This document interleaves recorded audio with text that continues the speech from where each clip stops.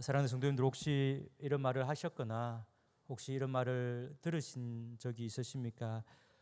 성격이 아주 악한 사람, 그 마음에 그 악한 것들을 행하고 악한 마음을 품고 있는 그런 사람들, 그리고 성격을 보면서 참 괴팍한 그런 사람들을 향하여서 저 사람 하나님이라도 저런 것 못 고치겠네. 혹시 그런 말을 하셨거나 그런 말을 들어보신 적이 있으십니까? 정말 그러할까요? 천지 만물을 창조하신 하나님께서 그 아무리 악한 사람이라도 그 사람의 성정을 바꾸시지 못할까요? 그렇지 않습니다. 우리 성도님들이 아마 잘 아시는 분일 겁니다. 우리 한국 초대 교회사 가운데 많은 믿음의 선배들이 있었습니다. 그 선배님들 중에서 한 분을 소개하고자 합니다. 그분은 바로 김익두 목사님입니다. 아마 많이 들어서 잘 아시는 분들도 계실 겁니다. 젊은 시절에 이 김익두 목사님의 별명이 이렇습니다. 바로 안악산 호랑이라는 별명이 있었습니다. 왜냐하면 이 목사님께서 황해도 안악군에서 태어나서 젊은 시절에 깡패로 살면서 주위에 많은 사람들을 괴롭히고 그렇게 행동을 하였기 때문입니다. 그래서 장날이 되면요, 장사꾼들이 그곳에 있는 시장으로 오게 됩니다. 왔을 때에 그 장사꾼들이 그 마을에 선앙당이라고 들어보셨죠? 마을 어귀에 큰 나무나 어떤 비석이나 그곳에서 빌던 그곳입니다. 그곳을 지나면서 그 선앙당에서 이 장사꾼들이 기도를 합니다. 오늘 장에서 안악골 호랑이 김익두는 제발 안 만나게 해주세요. 그렇게 기도를 했다라고 합니다. 그 정도였으니까 얼마나 악랄했는지 잘 아시겠죠. 얼마나 유명한 깡패였으면 이 사람들이 피하고 싶을 정도였습니다. 그런 깡패 김익두가 예수님을 만나고 변합니다. 한날 이제 김익두 목사님이 변하여서 부고장을 사람들에게 보냅니다. 김익두가 죽었으니 장례식에 오십시오. 이렇게 부고장을 보냅니다. 그러니 사람들이 얼마나 기뻐하겠습니까? 장례식장에 슬퍼하면서 사람들이 모인 것이 아니라 기뻐하면서 그 김익두 장례를 보려고 사람들이 막 찾아옵니다. 그런 장례식장에서 죽은 줄 알았던 김익두가 딱 모습을 드러내니까 사람들이 얼마나 당황하면서 두려워했겠습니까? 그 사람들의 생각에 오늘 내가 장사날이구나, 그렇게 생각을 하였더랍니다. 그런데 김익두가 그 사람들 앞에서 이렇게 얘기를 합니다. 제 장례식에 참석해 주셔서 감사합니다 라고 하면서, 여러분 걱정하지 마십시오. 이제 과거의 김익두는 죽었습니다. 이제 저는 예수님 안에서 새로 태어난 김익두입니다. 저로 인하여서 잘못을 한 모든 사람들 죄송합니다, 진심으로 사과합니다 라고 하면서 그 사람들 앞에서 엎드려서 큰 절을 올렸다고 합니다. 이후에 신학교에 가서 목사님이 되었는데요, 목사님이 되고 나서 이후에도 예전에 그런 기질이 불쑥불쑥 목사님 마음 가운데 솟아날 때 스스로 이렇게 말했다고 합니다. 야, 이 죽은 김익두야, 하나님의 나팔 소리가 아직 울려 퍼지지도 않았는데 왜 벌써 되살아나려고 하느냐? 아직은 때가 아니다.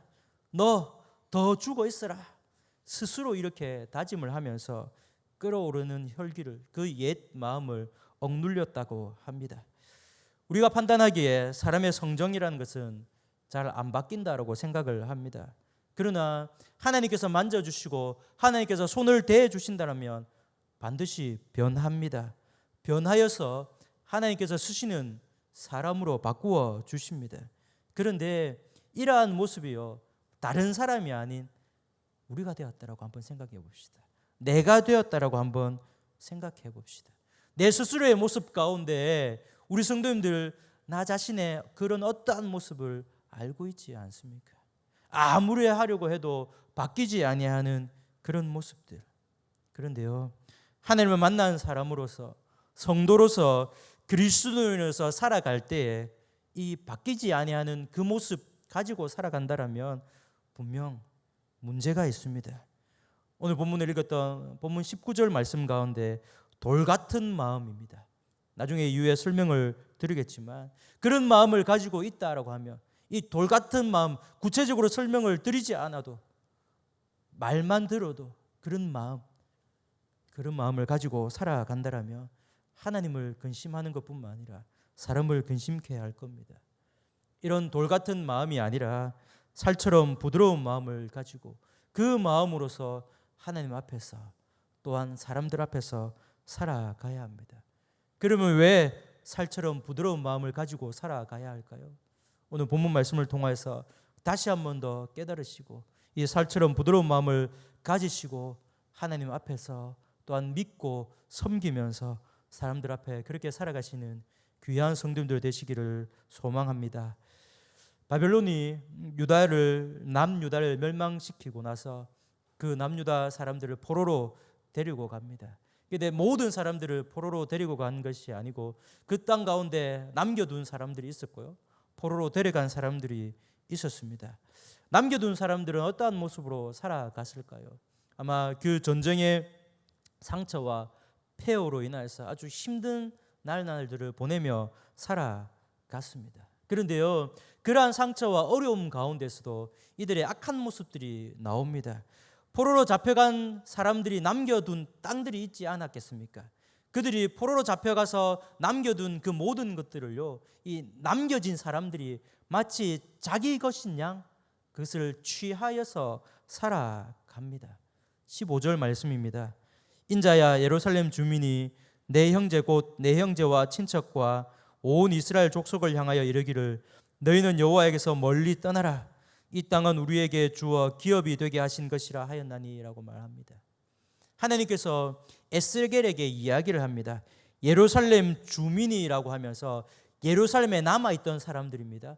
포로로 잡혀가지 않았던 그 사람들이 에스겔 너의 형제 그리고 친척과 온 이스라엘, 즉 포로로 잡혀갔던 그 사람들을 향하여서 이야기를 한다라고 합니다.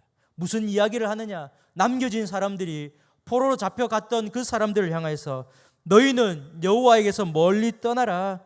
이 땅, 남겨진 사람들이 살고 있는 그 땅은 우리에게 주어 기업이 되게 하신 것이라 라고 말을 하고 있습니다. 다시 이것을 풀었으면 이렇습니다. 유다 땅에 남아있는 이 사람들이 바벨론으로 포로로 잡혀간 사람들에게 너희는 여호와에게서 멀리 떠나 있는 사람들이기 때문에 우리가 살고 있는, 남겨서 살고 있는 이 땅은 이제 우리 것이다. 너희 것이 아니다. 너희들 다시 돌아오지 마라. 포로로 잡혀간 그 사람들을 향하여서 지금 이야기를 하고 있습니다. 이 말을 자세히 살펴보면요, 포로로 잡혀가지 않았던 그 사람들이 포로로 잡혀간 그 사람들을 향하여서 멸시하고 비난하는 말을 지금 하고 있는 겁니다. 왜냐하면 바벨론에 의해서 나라가 멸망을 당했지만 포로로 잡혀갔다라는 것은요, 남겨진 사람들이 생각하기를 더 큰 하나님의 진노를 받아서 포로로 잡혀갔다 이렇게 이해했기 때문입니다.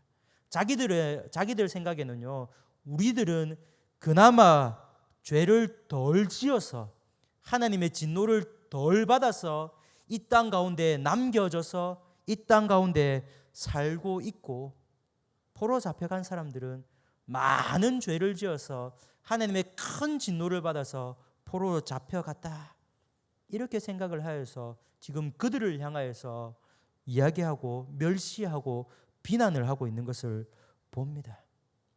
정말 그러할까요?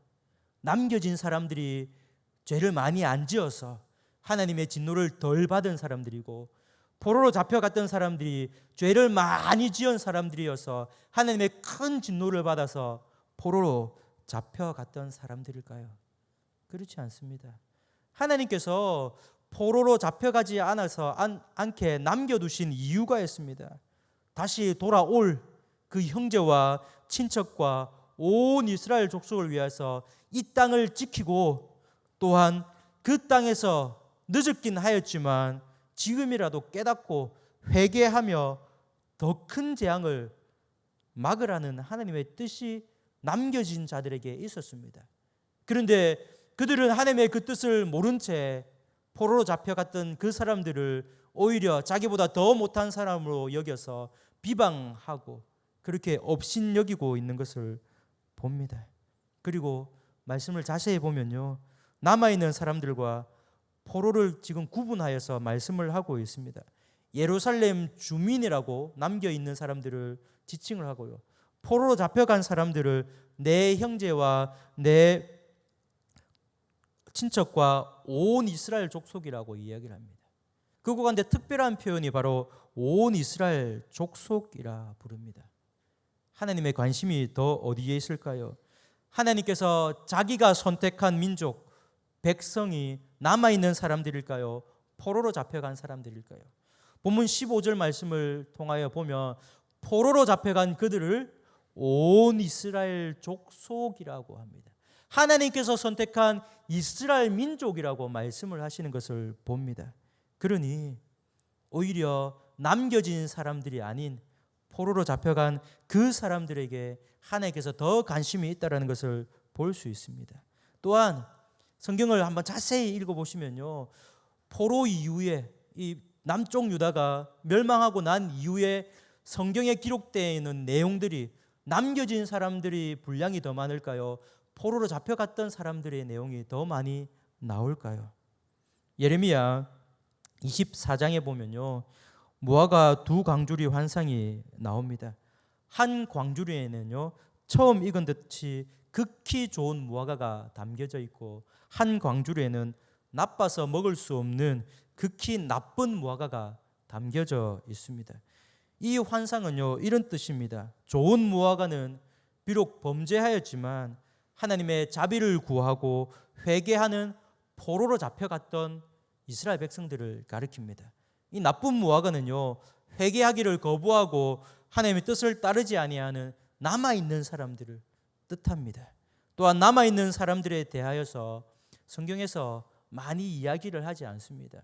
혹 간혹 그런 사람들에 대해서 적혀져 있긴 하지만요, 다 나쁜 뜻으로 적혀져 있고 그들이 악행을 행하였다라고 다 적혀져 있습니다.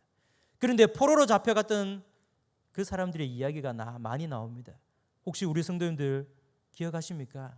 너무나 잘 아는 다니엘, 에스더, 다 포로로 잡혀갔던 사람들입니다. 이렇게 하나님께서는요, 비록 유다가 범죄함으로 포로로 잡혀갔지만 그곳에서 믿음으로 신앙을 지키기 원하여서 그렇게 산 믿음으로 살아갔던 선진들의 이야기가 포로로 잡혀간 그 믿음의 선진들의 이야기를 더 많이 싣고 있는 것을 봅니다. 이렇게 볼 때 남아있는 사람이 아닌 포로로 잡혀간 사람들이 하나님의 진정한 백성으로서 그들을 하나님께서 돌보시고 그들을 사랑하고 있음을 알 수 있습니다. 이것을 생각할 때요, 남아있는 사람들은 더욱 하나님을 찾고 회개하며 포로로 잡혀간 형제와 친척과 또 다른 이스라엘 족속이 돌아오기까지 믿음으로 살며 그들을 위하여서 기도하며 그렇게 살아가야 했지만 그것이 아닌 조롱과 비난하며 살아갑니다. 포로로 잡혀간 사람들을 향한 조롱과 비난을 들은 하나님께서 다시금 말씀하십니다. 16절과 17절입니다. 내가 비록 그들을 멀리 이방인 가운데로 쫓아내어 여러 나라에 흩었으나 그들이 도달한 나라에서 내가 잠깐 그들에게 성소가 되리라. 내가 너희를 만민 가운데에서 모으며 너희를 흩은 여러 나라 가운데서 모아내고 이스라엘 땅을 너희에게 주리라 말씀을 하십니다. 비록 포로로 잡혀갔고 포로로 잡혀간 그 나라에 살고 있지만 하나님께서 약속하십니다. 그 나라에서 하나님께서 친히 성소가 되어 주신다라고 말씀을 하십니다. 이 성소라는 것은요, 성막과 성전을 의미하면서 하나님께서 직접 친히 임재하시는 장소이요, 하나님께서 함께 하신다는 의미로서의 성소로 이렇게 사용됩니다. 하나님의 임재, 하나님께서 직접 다스리시고 지키시고 보호하시는 것이 바로 성소입니다. 하나님께서 남아있는 자들에게 그들에게 성소가 되어주시겠다라고 하신 것이 아니라 포로로 잡혀가 있는 그 사람들을 향하여서 성소가 되어주시겠다라고 말씀을 하십니다. 이것은 남아있는 그 사람들의 생각을 완전히 부수는, 그 생각들을 부수는, 산산이 부수는 하나님의 말씀입니다. 왜냐하면 이스라엘 백성들은요, 성전 중심이었습니다. 성전 가운데 하나님께서 함께 하시고 성전이 있음을 통하여서 하나님께서 우리를 지켜주신다라고 그들은 생각을 하였습니다. 그래서 비록 바벨론에 의하여서 성전이 회파되기는 했지만, 그러나 회파된 성전 가운데서도 여전히 하나님께서 그곳에 임재하셔서 우리를 지켜주신다라고 생각을 하고 있었는데, 그러나 오늘 본문 말씀 가운데 하나님께서 그 회파된 성전이 아니라 포로로 잡혀간 그들 가운데 하나님께서 성소가 되어 주셔서 하나님께서 함께 해 주신다라고 말씀을 해 주시니까요, 남아있는 이 자들이 듣기에는 그들이 가지고 있던 그 전에 모든 생각들이 다 부수어 떨어지게 된 겁니다. 하나님께서 남아있는 자들이 아닌 포로로 잡혀간 그들을 향하여서 하나님께서 함께 해 주시겠다고, 다스리겠다라고 말씀을 하십니다. 또한 하나님께서 이후에 말씀하시는 것이 포로로 잡혀간 자들을 여러 나라들 가운데서 모으시고 다시 그 땅, 하나님께서 약속하신 그 땅으로 돌아오게 하시는데요, 남아있는 자들이 자기 땅이라고 우기는 그 땅을 포로에서 돌아온 그 사람들에게 도로 찾아주겠다, 그렇게 말씀을 하십니다. 그런데 하나님께서요, 그 약속을 성취시켜 주시는데 그냥 성취시켜 주신다라고 말씀하시지 않습니다. 조건이 붙습니다. 18절입니다. 그들이 그리로 가서 그 가운데 모든 미운 물건과 모든 가정한 것을 제거하여 버릴지라라고 말씀을 하십니다. 바로 이것이 조건입니다. 여기에 나오는 미운 물건과 모든 가정한 것이라고 하는 것은요, 우상을 나타내고 우상을 섬길 때 쓰였던 모든 물건들을 가리킵니다. 그 모든 것을 다 제거하여 버려야지만 내가 너희를 이 땅 가운데, 약속한 땅 가운데로 내가 인도하겠다라고 하나님께서 말씀을 하십니다. 그렇게 하나님께서 땅에 대해서, 다시 회복에 대해서 말씀을 하시면서 또 다르게 하나님께서 약속하시며 선물로 주신다라고 하시는 것이 있습니다. 19절입니다. 내가 그들에게 한 마음을 주고 그 속에 새 영을 주며 그 몸에서 돌 같은 마음을 제거하고 살처럼 부드러운 마음을 주어라고 말씀을 합니다. 하나님께서 한 마음을 주시겠다라고 하시는데요, 이 한 마음은요, 하나님을 향한 마음입니다. 하나님과 우상 사이에 있었던 이 그 전에 이스라엘 백성들은 두 마음을 가지고 있었던 이스라엘 백성들이 아니라 오직 하나님을 향한 그 한 마음을 이제 내가 주겠다라고 말씀을 하시면서 한 새 영을 주시겠다, 바로 성령 하나님을 통하여서 그 일을 이루시겠다라고 말씀을 하십니다. 또한 하나님을 향한 한 마음을 주시면서 또한 말씀하시기를 돌 같은 마음을 제거하고 살처럼 부드러운 마음을 주시겠다라고 하십니다. 이 돌 같은 마음은요, 악한 마음입니다. 교만한 마음입니다. 지금 이스라엘 땅 가운데서 예루살렘에서 남아 있으면서 포로로 잡혀갔던 그들을 향하여서 말을 하였던 그 사람들, 조롱하고 비난하였던 그 사람들이 가지고 있던 그런 악한 마음들, 교만한 마음들이 바로 돌 같은 마음입니다.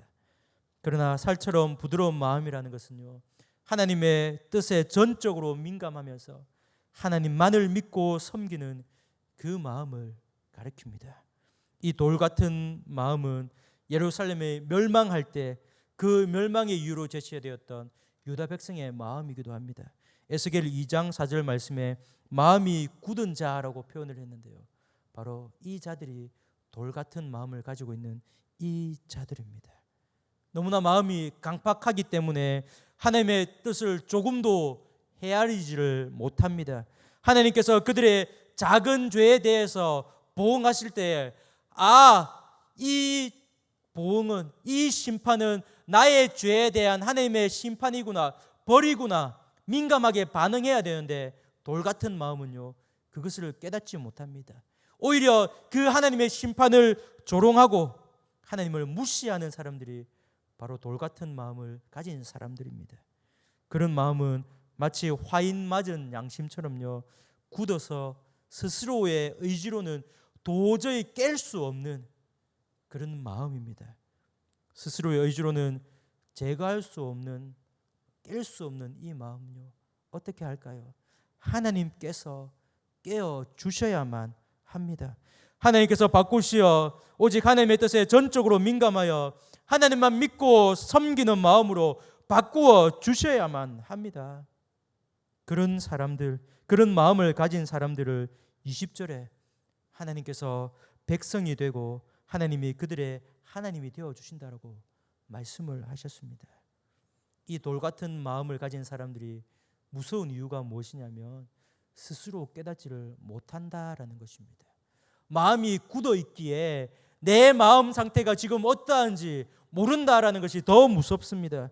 자기 스스로 이러한 사람임을 알면 하나님께 바꾸어 달라고, 그것을 깨어 달라고 기도할 수 있을 텐데 스스로 모르기에 기도할 수도, 스스로 모르기에 하나님을 찾지도 못합니다.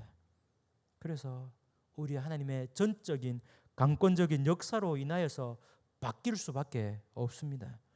사랑하는 성도님들, 우리의 스스로의 모습을 한번 돌아보십시다. 유다 땅에 남아있던 그 사람들처럼, 마치 자기들이 하나님의 은혜를 받고 남아있던 그 사람들처럼, 마치 자기들이 죄를 덜 지은 양 포로로 잡혀가서 그렇게 살고 있는 그 사람들을 조롱하였던 그 사람들처럼 돌 같은 악한 마음을 품고 있는 그 사람이 내가 아는지 스스로 한번 돌아보십시다. 우리에게 필요한 것은요, 살처럼 부드러운 마음입니다. 하나님 뜻에 전적으로 민감하여서 하나님만 믿고 섬기며 조금만 죄를 지어도 애통하는, 그래서 하나님께서 기뻐하시는 뜻이라면 온전히 행하는 그 사람이 바로 살처럼 부드러운 마음을 가진 사람입니다. 내가 갖고 싶다라고 해서 가져지는 것이 아니다라고 했습니다. 성령 하나님의 강권적인 역사가 필요한 마음입니다. 사랑하는 성도님들, 이러한 마음을 가질 수 있도록, 이러한 마음을 가지고 살도록 기도합시다. 하나님을 향한 돌 같은 나의 마음을 하나님 부수어 주시옵소서. 돌 같은 나의 마음을 부수고 살처럼 부드러운 마음을 가져서 하나님께서 원하시는 그러한 모습을 가지고 살아갈 수 있도록 기도하십시다. 간구하십시다. 그래야지만 이 마음이 깨트려집니다. 돌 같은 마음으로 살 때 21절에 그 행위대로 그 머리에 갚으리라 하셨습니다. 하나님의 심판을 받는 돌 같은 마음이 아니라요, 하나님께서 인도하시고 지키시고 은혜 베푸시는 20절 말씀에 하나님의 백성으로서 살처럼 부드러운 마음을 가지고 살아가시는, 그래야 해서 더 큰 하나님의 은혜와 복을 함께 누리며 살아가시는 귀한 성도님들 되시기를 주님의 이름으로 축복합니다.